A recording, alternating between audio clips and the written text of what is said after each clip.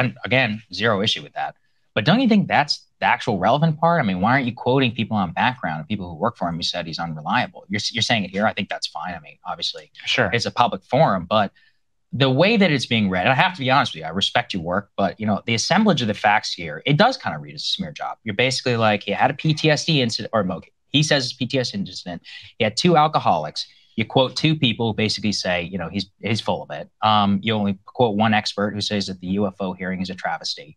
And I mean, one of the things I really don't understand is how many conversations we had about Pentagon spinning us, but you're credulously citing the explanation, the 1990s explanation on Roswell, and credulously quoting like Susan Go, who's the Pentagon spokesperson, who said that he's full of it. I mean, why should we believe these people? Do you understand what I'm saying? The assemblage of the facts in your story, yes. Taking it as like, this guy's a liar. I think that's a good instinct. Oh yeah, absolutely. And this leaves us plenty of time to get into the debate, the contentious debate, dude. And I love this because obviously Ken Klippenstein and the folks at Breaking Point have a good relationship, and this just shows that even in the big leagues, you can have like a contentious discussion with people that you disagree with, and it could be respectful, and it could be, and this is the kind of disagreement that I could imagine myself and Gavin having if we were to sit down and like really debate the UFO issue.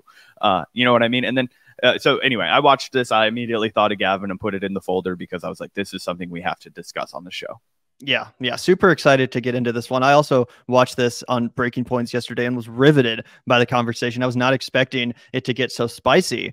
But yeah, we've been talking a little bit about the UFO stuff here at the Vanguard. I know that, Zach is a little more skeptical. I'm usually the one that plays the role of the believer. But yesterday, Ken Klippenstein posted this report on the Intercept called UFO Whistleblower Kept Security Clearance After Psychiatric Detention. And basically through a FOIA request, Ken Klippenstein found out that David Grusch, who's the UFO whistleblower, basically has had some like alcohol issues and a few like sort of psychotic episodes. At one point, he was suicidal, seemingly as a result of PTSD from serving in Afghanistan. That also likely inspired his bouts with alcoholism. It's unclear if Dave Grusch still struggles with alcoholism or if he's sober now. But either way, that's a little bit of the context. Saagar was not very pleased with Ken's report here, and it's about to, kind of result in a bit of a debate, a little bit of a contentious back and forth. Yeah, and shout out to Ken for coming on and defending his reporting, right? A lot of times reporters will be like, this is my reporting. You can't poke any holes in it that tells me what I did was against the law. Like, get fucked. I stand by my reporting. No, Ken is willing to come out here, sit across the table from somebody like Saagar, who vehemently disagrees with him, and say, no, I'm willing to defend it and stand by my reporting, and I'm willing to answer any questions that anyone has about the context. And for what it's worth, Ken, he's been taking some shit from the UFO community about this. I saw him tweet out a little screenshot from the r/UFO subreddit, and it was like, do not fucking heckle or hassle Ken Klippenstein at his house. I saw his address floating around on Reddit, and he was like, Jesus Christ, like, Oh my so anyway, God. we'll get into all that, and I do feel. Did you also see him trolling everyone, saying that the Intercept let him go? Oh no, I didn't see that. But it's fucking hilarious because they were all calling for the Intercept to fire him. Yeah, dude, he posted this tweet the other day being like, the Intercept let me go after all of this controversy. He was totally joking, but then fucking News Nation actually ran with it and did his whole segment being like, see, the fucking the guy who exposed David Grusch has been fired. So that was funny. Also, Ken is a legendary internet troller. If anybody doesn't know that, he's got some famous trolls. You could look back in his cat. Yep. Also, something I recently realized is that whoever the fuck owns News Nation is like apparently obsessed with aliens, because the company that owns News Nation also owns The Hills Rising. And if you guys haven't fucking noticed, The Hills Rising does like 5 UFO segments a day, like constantly. And News Nation also is like obsessed with the UFO and David Grusch stuff. That's where David Grusch, I think, premiered his like exclusive tell-all interview and all this stuff. So I think it's like Nexstar Media or something, I want to say, that owns these companies. But whoever fuck is in control is like a UFOologist over there. They should hit me up. I'll do some segments for you guys. Just kidding. But anyway, Gavin and I will do the the cap on cap podcast. Gavin wears his tinfoil cap. I'll wear my baseball cap, and we'll argue about fucking alien.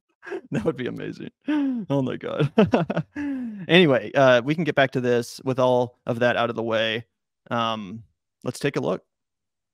are flying as journalist Ken Klippenstein has published a new report for The Intercept saying UFO whistleblower Dave Grusch, who recently testified before the House Oversight Committee, was at one point referred to a mental health institution following 2 911 calls from his wife in what Grusch says is a PTSD-related alcoholic incident. Grusch and his associates initially accused the intelligence community of leaking non-public health records to Klippenstein, who has since revealed he in fact retained access to this information by Freedom of Information Act requests. Resulting dramas got both sides. They're accusing the other of not telling the truth to the public about the situation. So we've got Ken Klippenstein himself in the studio now. Join us defending his story. It's good to see you, Ken. Thanks for joining us. Thanks for coming in, Ken. Great to be back with you guys. All right, Ken. So let's get into the nitty gritty, I guess, of the story itself. Let's start broad strokes. What is the story about? What is it? Well, so he's kind of the star witness of the, subcommittee that's looking at the UFO allegations. Not just him, but there are 2 pilots as well. And so in the reporting on it, I noticed a phrase popping up again and again: a decorated war hero, decorated war hero, decorated war hero. And I'm not disputing that he is, but when I hear that, it's kind of like, okay, well, where's the critique? Like, where's the negative side, or where's the vetting? And I didn't see any of that by any of the media. So I thought, well, I'm going to go and look and see what I can find.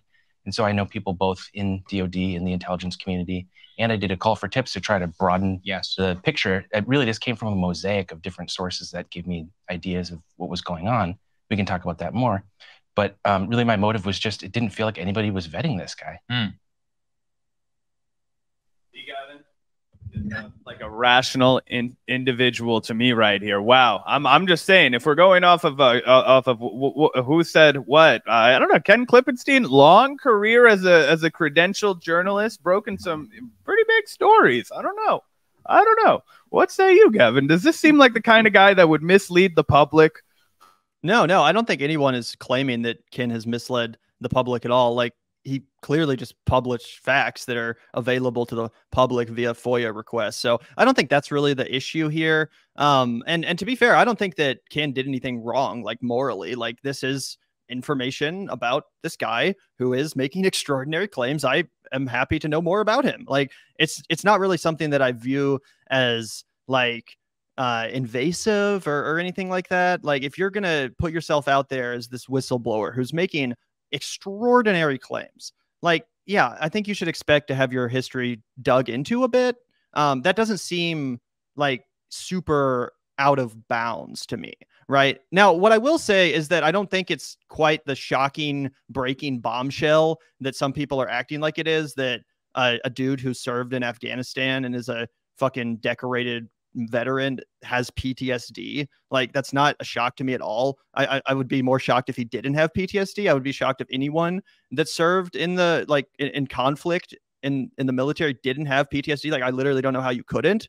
So that's not shocking to me. Like, I could have told you that. I could have told you that he had PTSD and probably struggled with alcoholism at some point in his life as a result. That's, the story of many vets, unfortunately. So I think it's, I don't think that downplays a little bit of what this guy was going through, though. You know what I mean? Like, the dude, his ex-wife said that he deeply, I'm just saying, we'll get into it a little bit more, but I think that there's a huge effort to downplay how being an alcoholic, and also, like, guys, I am a bartender. I've spent a lot of time around people who severely struggle with alcohol addiction. I do not come at this from a way to vilify this man. I do believe that it is a mental health thing, and I do believe that this guy is entitled to and deserving of respect and treatment just like everyone else. But here's what I will bring home, and one of the things that really why I think it does matter is that alcohol addiction is usually something that you struggle with until you go into recovery. By and large, it's not something that you just put down. I was an alcoholic for 3 months when I was going through something, and now I'm a responsible drinker. And 2, when you are, and I don't know if this guy's been in recovery, but I would imagine that would have been something that would have come out where he says, "Hey guys, I've been in recovery for 4.5 years." Doesn't seem like that's the angle that they've gone with. It just says that at the time he was last hospitalized for struggling with alcohol addiction. And I, as somebody who have a lot of experience with alcoholics, know it could be 5-6 years in between when you're hospitalized for your addiction and throughout all of that time still using. And I think that it creates extreme lapses in judgment, which is where it becomes, pertinent to the kind of claims that this guy's making. But I don't want to put the cart before the horse. Yeah, but we're about to get into more of this. What I will say to that, Zach, is that if this guy was saying, if David Grusch was saying, I saw aliens, I had a UFO sighting, you know, it was March 15th and it was a cloudy day and all of a sudden a UFO came out of the sky and beamed me up. At that point, I would say, yes, his alcoholism is incredibly relevant. He could have been shit-faced drunk when that supposedly happened. We clearly have to factor this in. However, that's not his claim. He's not saying, I saw an alien. He's a whistleblower saying, I know information that the government is withholding from the public, and that's why I'm taking it public.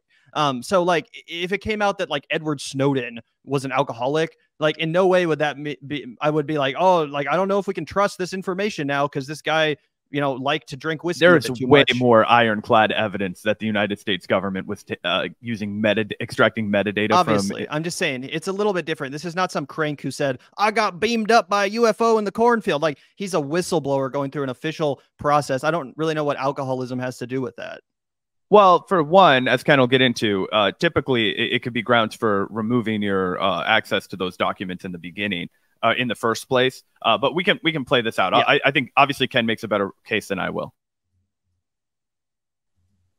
So lay out the specifics of the story and what you found through your FOIA request. So under the Virginia Freedom of Information Act, you can request police records. They're called call detail records, CADs, obscure things that aren't kind of like the typical police report that journalists tend to ask for. And maybe that's how they didn't know it existed. I have some practice with FOIA. I've been doing this a long time. So when I got these back, it was 2 different incidents reported by his wife and previous wife, in which he had gone, in the second case that was in 2018, I think, he had gone into it's described as like an angry, drunken rage where he was suicidal, asked his wife to kill him. She called police, said that the guns were locked up, and then he was placed in a mental facility where after he was assessed and then released, I think a day later. Got it. And this happened 2014, 2018? Both. Yeah. Okay. So there's been a lot of back and forth. Grusch accused you of getting these things leaked by the intelligence community. You revealed it came from the Freedom of Information Act. You did a Twitter space last night. You indicated you were tipped off by this. So were you tipped off by members of the intelligence community? It was both the Defense Department. I mean, again, it's a mosaic. You talk to as many people as you can because you don't want to be dependent on any one individual who might have a grudge or whatever it is.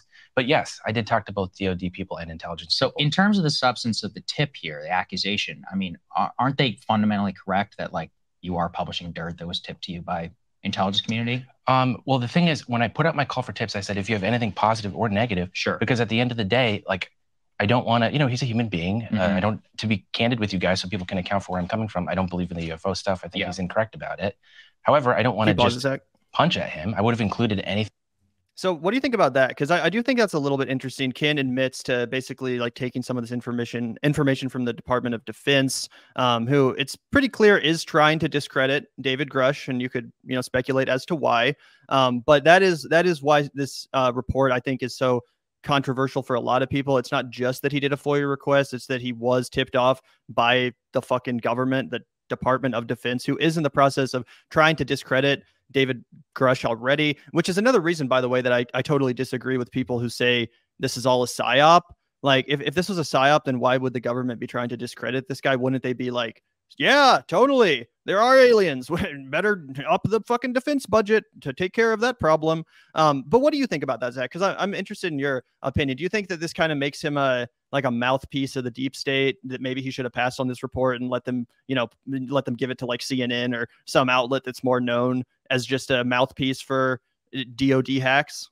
No, absolutely not. And I think that fundamentally misunderstands the kind of role that Ken Klippenstein often plays in the breaking of these kinds of news, right? Like, I don't know. I think a lot of people don't understand that many of the sources that Ken relies on when he's challenging the government all day long come from the same, workers that are in the DOJ, that they're working within the, the Virginia military apparatus. These are the people that he has relationships with. These are the people that, he gets his tips off from all the time when he's, reporting on the government and, ways that are challenging them and their orthodoxies. And I think that Ken has a very long career. I mean, this is not a mouthpiece. This is a guy that came from the Young Turks. He was at the Nation, and now he's at the Intercept, right? So I think to, accuse this guy of being like a useful idiot or like a mouthpiece and say that he should have let this reporting go, I think it's crazy, because I think that he does have a lot of connections with these people, and he's used it time and time again to do really valued reporting.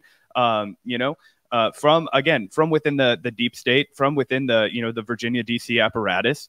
And I think that when he got those tips from the people, he did what every journalist is supposed to do. He said, I'm going to do my own homework. I'm going to do my own vetting. I'm going to do my own verification. And he got the FOIA request, and he realized that, yeah, this is something that deserve to be checked out. And look, Ken comes at this from the perspective of somebody who is a skeptic, and he says that how come when I'm reading about this guy, all I'm reading about is that he's a distinguished war vet, and he's like, and I think most leftists, typically when we see somebody being propped up as a distinguished war vet, we're like, okay, that's fine, but that doesn't necessarily make you somebody that we are going to rely on for our information. I'm not sure what that guy was up to in Afghanistan, but I'm pretty sure I wouldn't be thrilled about it if I knew more about what he was doing and when he was getting all of those decorations. You know what I'm saying?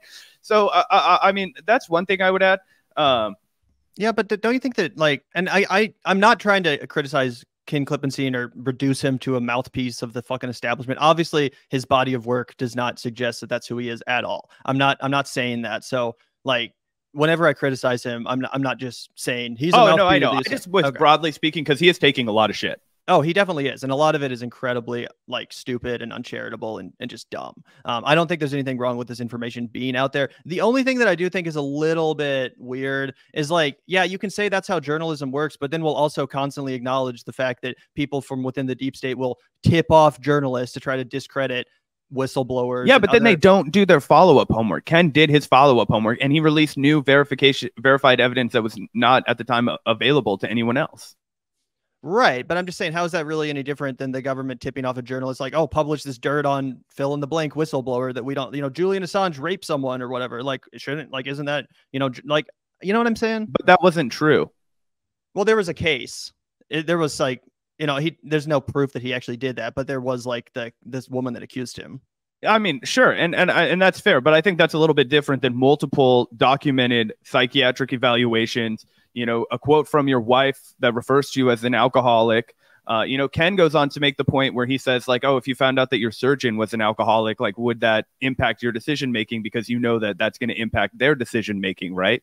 And I think that these are all fair things to analyze when you have a star witness, a star guy.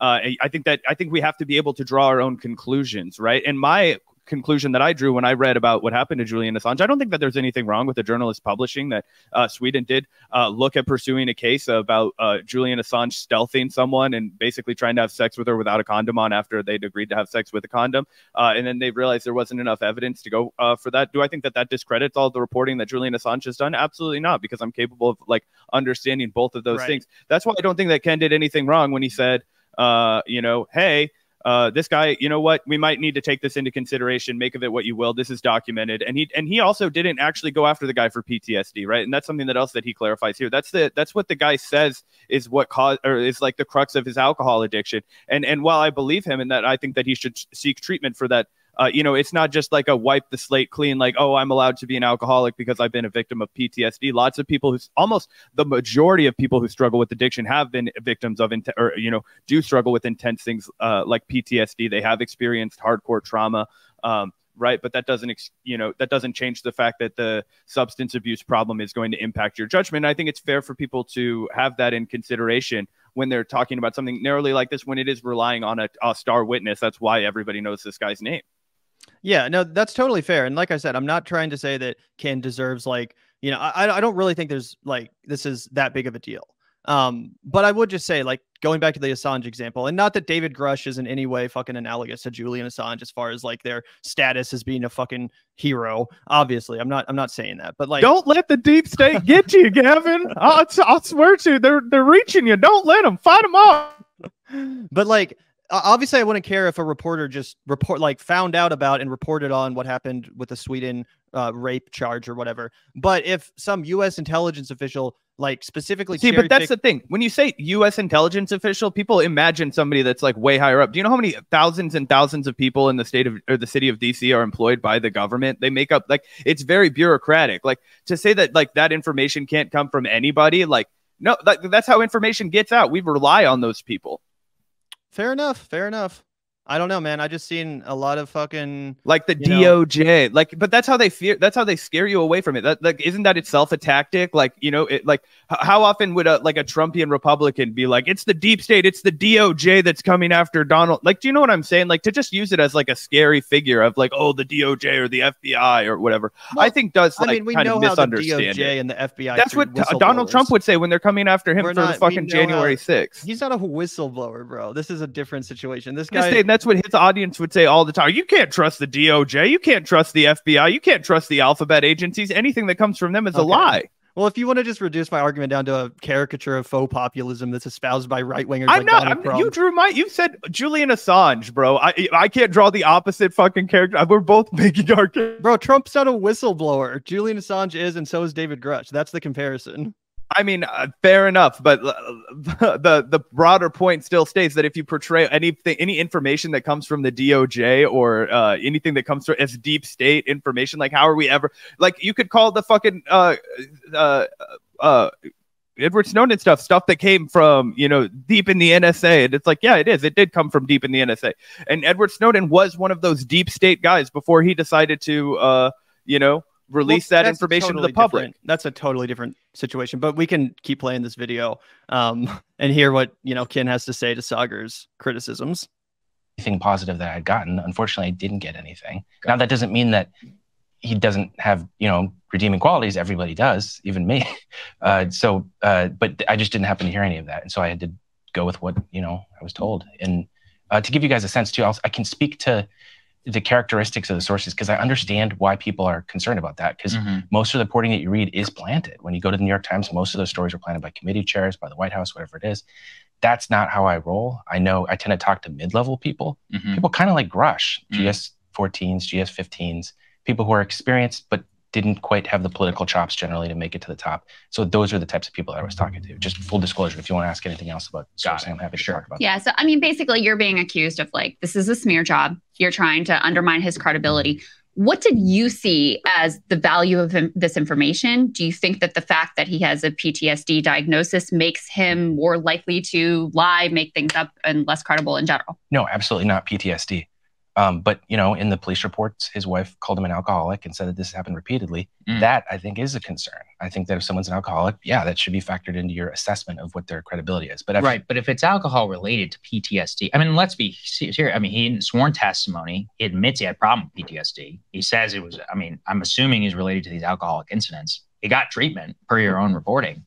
And all of the incidents he's now testified to, sworn testimony as well as a whistleblower, is post treatment. So I'm just trying to. The other thing is just to put a little bit of pushback here. It does seem like it does seem like a pretty easy way to dismiss like what I would say is a pretty large factor here. Like, there's absolutely no effort to grapple with how his alcohol addiction could at all impact his judgment, and instead it's just swept under the rug. Well, he got treated for PTSD and he's not an alcoholic anymore, and that's just like a fundamental misunderstanding of how this would impact somebody's like day-to-day life.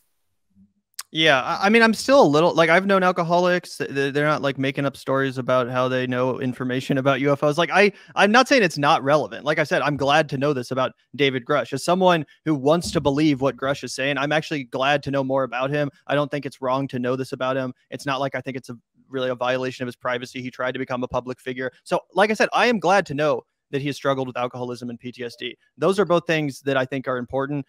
As far as him being a whistleblower and what he's trying to reveal to the public, I'm not sure if I agree that there's much of a correlation between having a drinking problem and like going on this crusade to expose the government for its, you know, concealing evidence of UFOs. Like, you don't?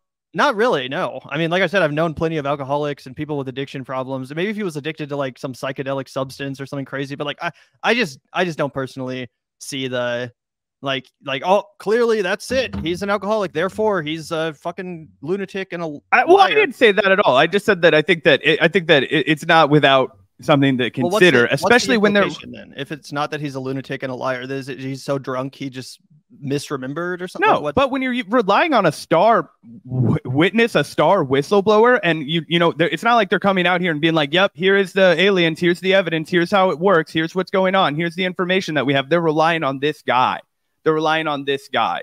And I think that when you're relying on that guy, and that guy has been known to have some of these issues, yes, that deserves to be brought into question. Now, I'm not saying that it makes you anything. I'm saying that it does allow people to ask those questions, right? It does, like, you know, when you say like people who like, what, just because you like drink a lot, like, yes, long term that will impact your judgment, just like long term use of opiates, just like long term use of anything, right? And it will make you more amenable and malleable to ideas. There's the whole idea about the opiate generation of Fox News, right? Because when they were taking all of these drugs, they became more and more receptible to the arguments that were being parroted to them all over time. There's like documented evidence of this. So more along the lines of what I'm saying is that he could have misled himself. Yeah, if you are getting drunk and you're looking at documents and you want to believe something, yes, I think it's fair to say that if you're repeatedly drinking, it's easier to convince yourself of something.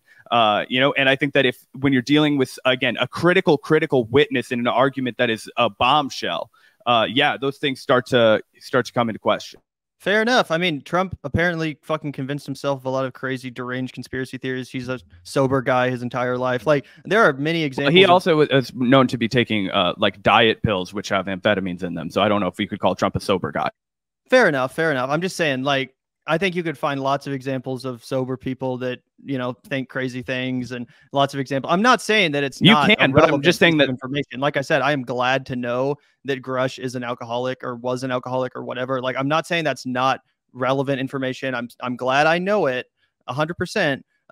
But again, I just don't really see the correlation between, like, if he had said, I saw a UFO, then again, I think that would be more relevant, because it's like, well, maybe you were just drunk and like hallucinating or something. But if you're just going on this whole quest as a whistleblower, and by the way, he's going through the proper channels as a whistleblower. People keep saying, like, I'm not denying that he believes it, Gavin. Well, Zach, let me finish. You and other people keep saying, well, he hasn't actually shown any evidence. Like, he's just saying he saw stuff. That's because if he actually said that stuff, what he knows, that would be illegal. He would be put in jail. He is saying what he can say legally right now. That's why he testified under oath about it. He's going through the proper channels as a whistleblower. It's not like he's just going out here, like, you know, doing some crazy unheard of shit. Like, he's doing the same process that other whistleblowers go through. It just happens to be about something that, you know, people don't take as seriously. But like, it's not like he's doing this crazy thing. He's basically just testifying in front of Congress and trying to raise awareness about something that the government is covering up based on knowledge he claims to know. So I just, again, I don't. What? Oh no, that's what that's why the hinging. That's where our disagreement hinges, Gavin. I think on that exact phrase that you just said, was what he claims to know. I haven't bought into what he claims to know being correct. And I would, and we both agree that this is fair information. I think that both of us had just tipped us. You thought that it was irrelevant. I said, this kind of adds to my skepticism, right? And also, I think fucking hilarious, JR Jr., you're about to get permabanned. Zach is defending the normative orthodox view on substance abuse. I'm a literal bartender, dude. You're getting the dunce cap. But anyway, don't worry, Gavin. He's still cheering for. Yeah. It's definitely interesting. I honestly have mixed thoughts about it all. Because like I said, I don't think that it's like bad that we know this information. I just don't really think it changes much of my opinion. Like I said, I don't think it's shocking that a guy who served in Afghanistan and was a decorated war hero has PTSD.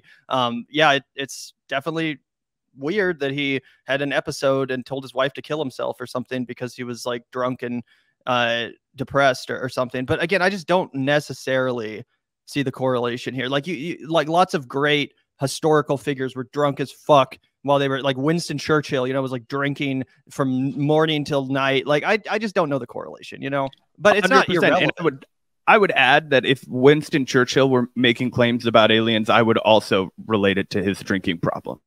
Fair enough. But like I said, this isn't just some guy making a claim on Facebook. Last night I was in the cornfields and a UFO beamed me up. He's going through official government procedure to, you know, like as a whistleblower. Like, I just don't really think it's the same thing as some kook talking about how he saw a Martian in the sky.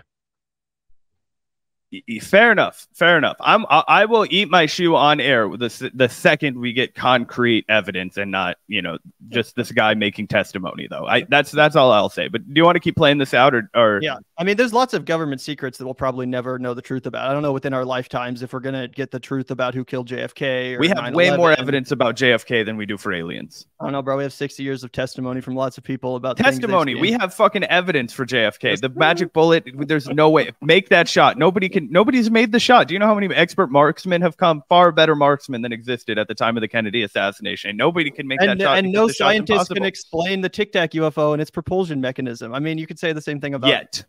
Right. Okay. Anyway, okay. Here's what I did. I'm not disputing that there are UFOs. There are definitely UFOs. I am disputing that it's extraterrestrial. Well, the thing about David Grusch is that he never claims it's extraterrestrial. He always says non-human origin, but he leaves the door open. He never says aliens. He's never once said non-human. I dispute. That's I thought that's what extraterrestrial meant. I think that they're man operated. Or maybe it's not. He doesn't use that. I forget if it's non-human, but he uses some vague term that keeps it like he never says aliens. He's not like the Martians and the aliens. Like he refers to these spacecrafts as things that are not like capable of being engineered by like America, let alone any other country. So he's not saying they're aliens, just so we're clear.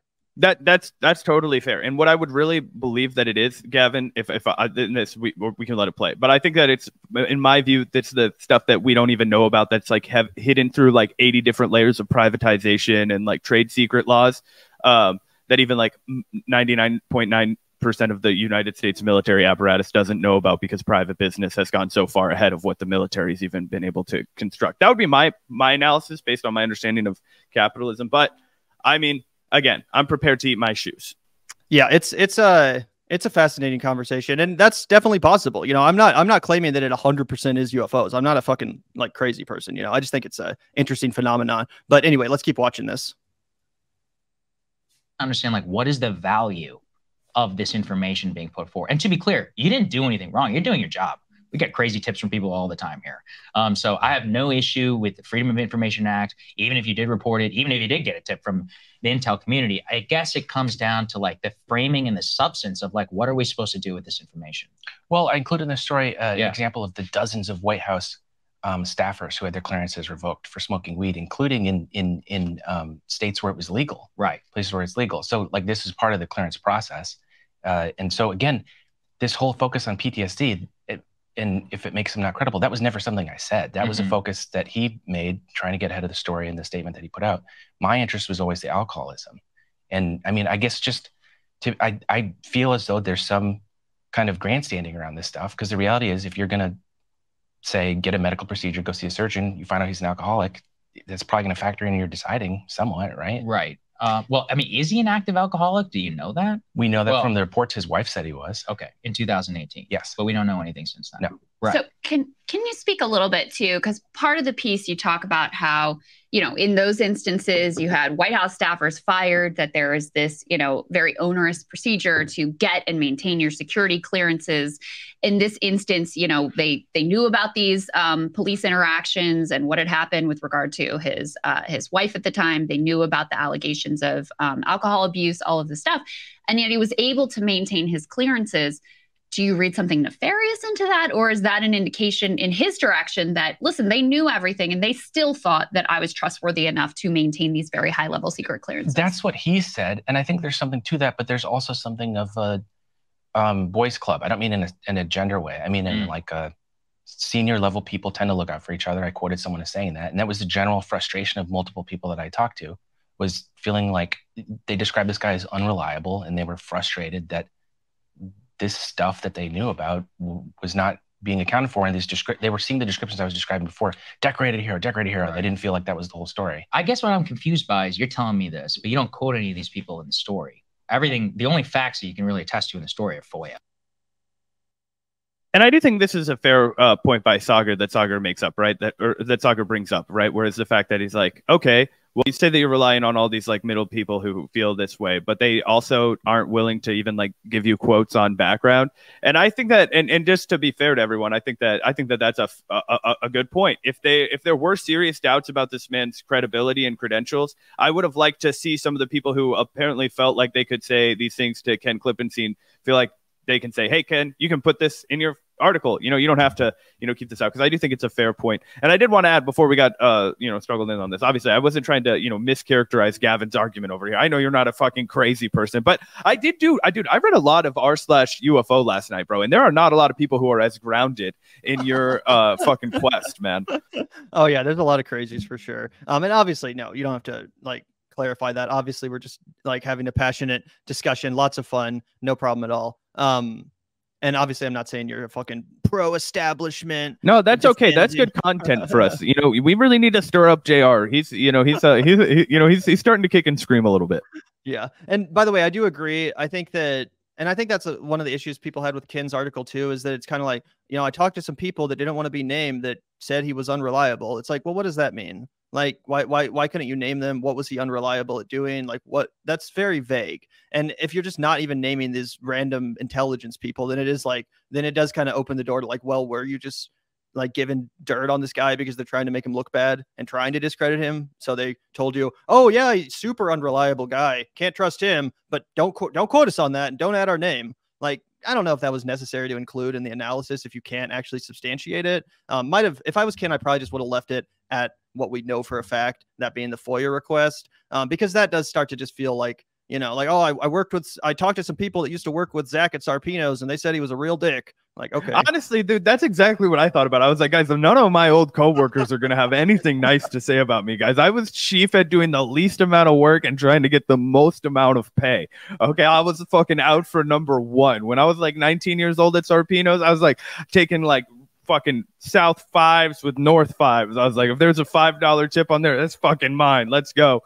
You know what I mean? I was not a comrade at that age. I didn't understand. I was looking out too much for my own rent money. So anyway, I'm sure they don't have good things to say over me. They're like, he says he's the comrade. Fuck that guy. Like, yeah, I know. I'm sorry, bro. It's 19. And obviously the tip, and again, zero issue with that. But don't you think that's the actual relevant part? I mean, why aren't you quoting people on background and people who work for him who said he's unreliable? You're saying it here. I think that's fine. I mean, obviously, sure, it's a public forum, but the way that it's being read, and I have to be honest with you, I respect your work, but you know, the assemblage of the facts here, it does kind of read as a smear job. You're basically like, he had a PTSD incident, or he says it's PTSD incident. He had 2 alcoholics. You quote 2 people who basically say, you know, he's full of it. You only quote 1 expert who says that the UFO hearing is a travesty. And I mean, one of the things I really don't understand is how many conversations we had about Pentagon spinning us, but you're credulously citing the explanation, the 1990s explanation on Roswell, and credulously quoting like Susan Go, who's the Pentagon spokesperson, who said that he's full of it. I mean, why should we believe these people? Do you understand what I'm saying? The assemblage of the facts in your story, yes, taking is like, this guy's a liar. I think that's a good instinct. You don't want to side with the institutions, but I think you also don't want to reflexively oppose them. I'm not saying that you're I think that, you know, we honed into that. And I think that honestly, I think that the reason that you can trust the Vanguard is because depending on the day, we're both going to be like, fuck the establishment, but also like they do get a lot of good talent over there. Let's sift through what the fuck they had to say first before we're like, not like, again, it's like Letitia James. Would I have beef with her like on 90% of issues? Yes. But when she brings a fucking indictment at Donald Trump for not paying taxes with his scam organization, I'm like, yeah, based Letitia. Like, you know what I mean? Like, that's the way it goes.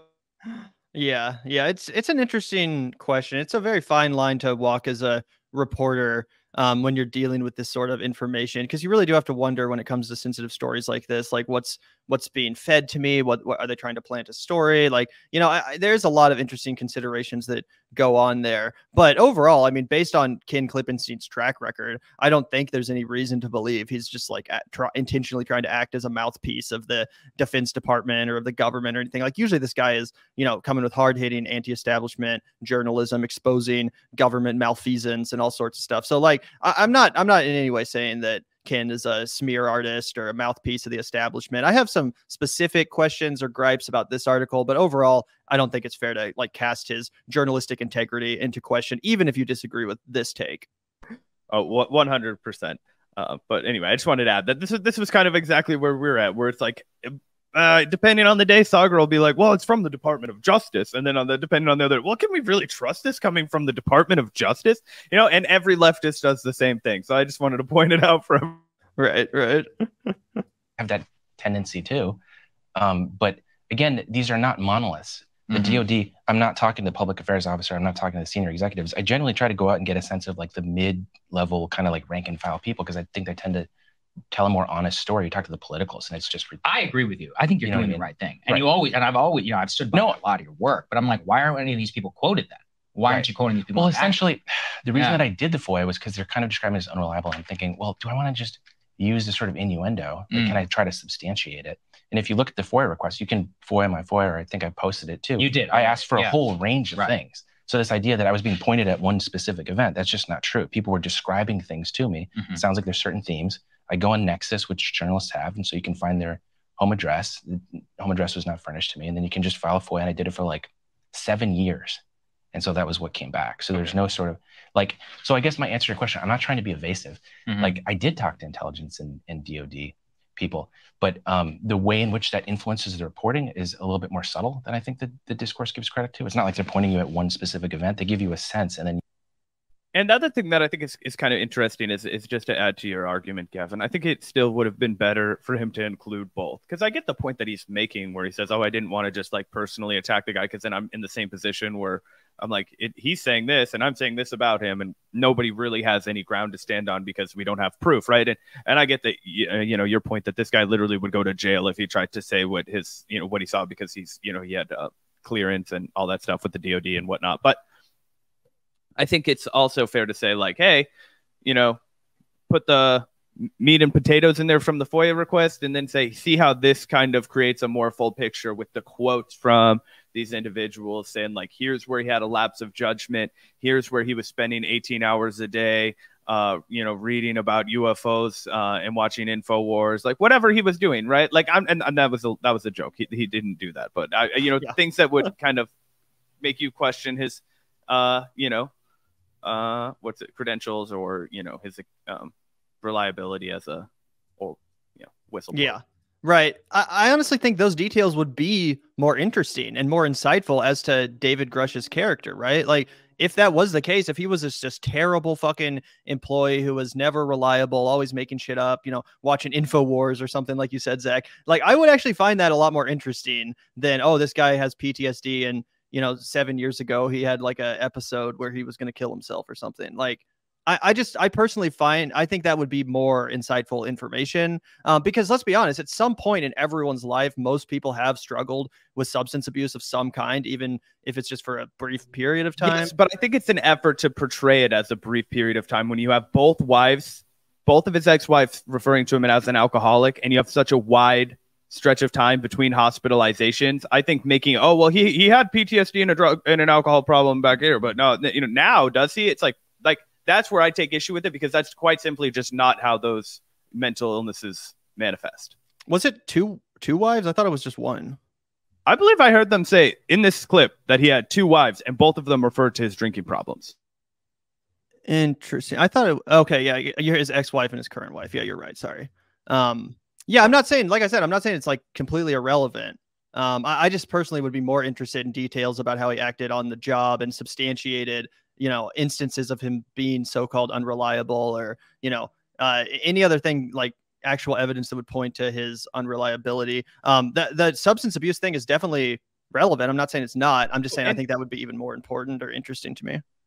100%. And JR brings up the point saying that recovery isn't real. And that's actually not true, JR. But the thing that people would be saying is that, oh, he's not an alcoholic anymore. They would be saying this man's been in recovery for X number of years. This happened in 2018. Yes, he received help. He meets, you know, he takes care of himself. He has, you know, a therapist. This is what he needs to do in order to maintain a healthy lifestyle. And you know what, he's making amends for the, you know, whatever problems that he had beforehand. That's how they would be responding to this, because that's how somebody that's gone through the program, that's how somebody that is like, you know, bettering themselves and taking initiative acts, right? That's what they do. I know fucking people in the program, guys. Like, this is what you have to do. And the way that they're addressing this, I'm like, this guy probably, like, maybe he feels like he has his life under control, but the way that they're portraying this, I'm like, it seems like probably he's an active user. And I just think that is something that you have to take in consideration when you're a star witness about a case that involves aliens. Oh, for sure. For sure. It is important information. That being said, even if it is the case that the dude is still to this day an alcoholic, it's also possible that he is an alcoholic and he is a whistleblower that knows things that need to be revealed. Like, true, that can be possible.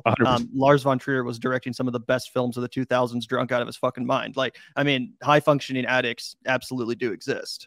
Oh, 100%. And yeah, and it's not like it's 100% not a character assassination. And I don't mean it to come across that way, guys, at all. Like like this isn't like a shot at David Grusch. Like I hope that he is in recovery. I hope that he is, doing that. I just think that, look, if you're getting security clearance, and Ken brought up a great point. How many Obama staffers got Biden, Freudian slipped. How many Biden staffers got fired for smoking weed and getting all of their clearances revoked? You know what I'm saying? It clearly is a boys club, right? And clearly, to some extent, he is a part of that boys club. So it's not like he's some like outsider, and you can draw like pros and cons from both of that. But I think it also adds context. And I think that's, again, one of the more interesting elements that, through all of this, I think that Ken could have driven home that, he is still kind of a member of the boys club, and what does that say about him? And all those kinds of things. It's definitely a lot to unpack here, and everybody's free to make up their own mind.